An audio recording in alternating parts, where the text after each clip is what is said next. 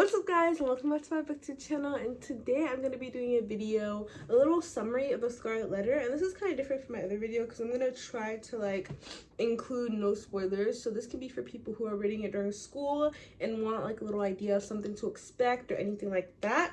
So I'm going to try to do a really quick summary, a little run through of what the Scarlet Letter is about and what happens throughout. And so first, the Scarlet Letter, I think it's a true story. It's written by Nathaniel Hawthorne in the 1900s, I think. And so it starts with the crowd waiting on a scaffold for a woman named Hester Prynne, and she's currently being punished. This is set in the Puritan period, by the way. So this woman, the 1900s. This woman is currently being punished by pillory when she has to put her hands through somewhere and her head through somewhere and just stay there for 3 hours. She's being punished by pillory because she had a child out of wedlock and she was married. So she had an affair. And she had a child through the affair. And so, but obviously the punishment for this in this time, adultery, is death, but they believe her husband to be dead. So they're like, okay, fine, you won't die, you'll just get pillory. And so they're like, okay, cool. She does that. And so also with having pillory, she has the Scarlet Letter that has the letter A on it for adulterer. She has to have a Scarlet Letter just to wear this Scarlet Letter on her bosom. And so she's scorned by society. Everyone hates her, oh my gosh, that's the adulteress, that's the adulteress, that's the adulteress. And so everyone hates her and her child. And not to help, her child isn't this perfect little angel either. She's kind of a wild child. She runs around, she says things to people, she has a bit of a temper. When people talk about her badly, she will just stay there and cry. She'll throw rocks at them. So she's not the perfect little angel child either. She got a bit of a temper. And so it turns out that the person that her husband, who was thought to be dead, isn't actually dead. What a shocker. He's actually he was actually taken captive by Native Americans. He was taken captive by Native Americans when he was on a voyage. And so they finally returned him back. And so that's why when he returns back, he sees his wife getting punished for having a whole child. And so just to know a little thing about her husband, his name is Roger Chillingsworth. He's pretty old, he's an old grandpa. People say that he looks really, he's described as really ugly. And when he goes visit her in the prison, he's really angry. He's like, hey, tell me who did this. Let me punish him. What? How is he just gonna leave you here like this without anything? Not take the punishment. I'll get revenge. And he actually loved Hester, but Hester never really loved him. Plus, she was super young too, so she never really loved him. And so he makes it his quest to go find revenge. And so Chillingsworth is here on the island on New England as a physician, because he's pretty well versed in medicine. So he's on the island as a physician. And so he's like, okay, I'll find this man. And he finds his quest to find that man and get revenge for Hester. Or for him, kind of, because he doesn't really like Hester, because he's like, oh my gosh, you betrayed me, blah blah. So Hester lives in this little cottage on the outskirts of society because nobody really likes her and everyone wants to stay away from her. But she makes quite a good living because you remember that Scarlet Letter A that I told you about it? She embroiders it on her bosom and everyone's like, what? How dare she? But low-key they were admiring it because wait, that's some nice needlework there. Hold on a second. They're like, oh my gosh, how's she gonna wear it so boldly? But at the same time they're like, wait, she's kind of good at that. Look at that needlework. Let me get one of those. But she makes pretty good of a living embroidering things. Everyone goes to her, which is kind of ironic. Everyone goes to her to get stuff. They're like, okay, I have a baby shower. Obviously it wasn't called a baby shower back then, but she's like, hey, I have a baby shower, can you make something for me? Hey, the governor is being crowned or something. Hey, give me some of that so I can so the governor can wear it, something like that. But the only thing she was not allowed to embroider stuff for it is for weddings, because that's an adulterer making a wedding gown. That's no, that's not gonna work. So she becomes really popular throughout the town. Everyone's like, oh my gosh, Hester, get something from Hester, get something for Hester. She's the new thing out there. And so everyone does that. She becomes really popular.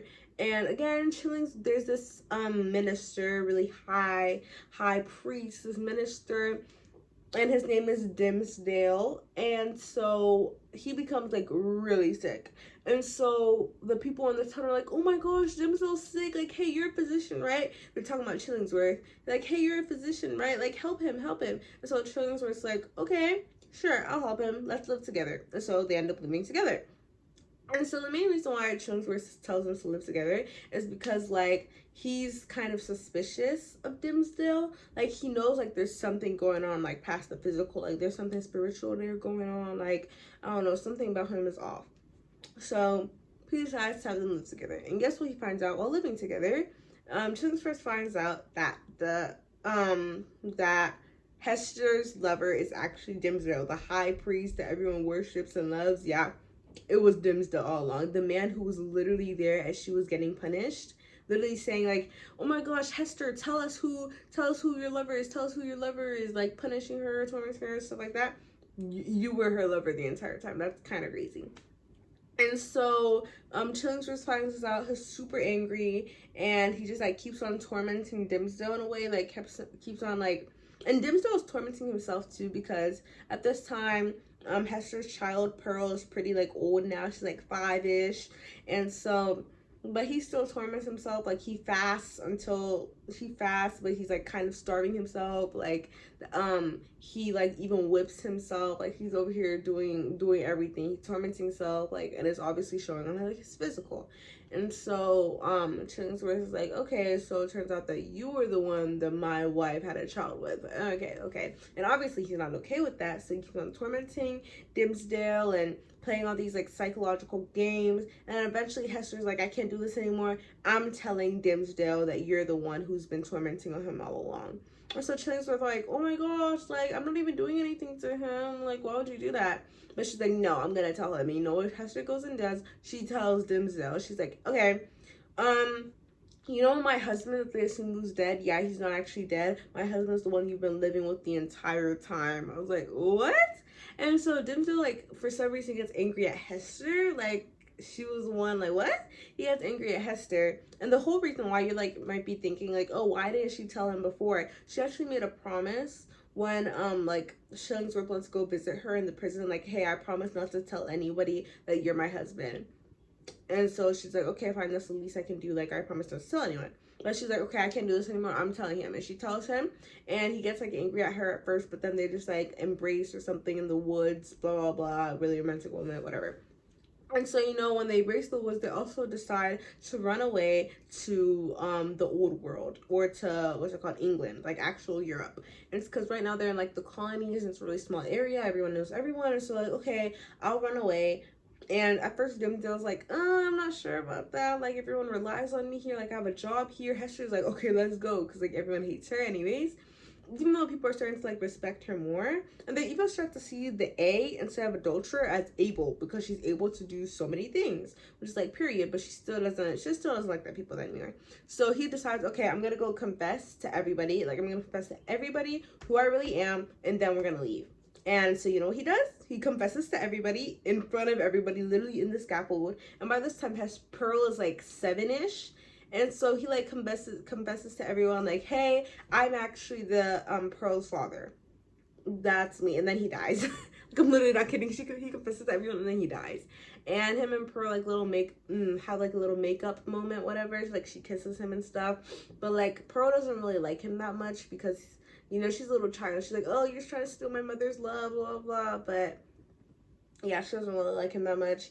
Chillingsworth, he tries to stop him at first when he sees him like going to confess. He's like, what are you doing? But Dimsdale still does it anyway. And then Dimsdale dies, and like Hester and Pearl disappear for a while, and then Hester comes back to like the new colony to live in the cottage, while Pearl's like over here living her best life, married, she's rich, because Chillingsworth gave all his money to Pearl. So that's like a really condensed version. I'm like skipping over a whole bunch of stuff, so I recommend like read Spark Notes, Cliff Notes, whatever, watch some YouTube videos apart from mine, obviously.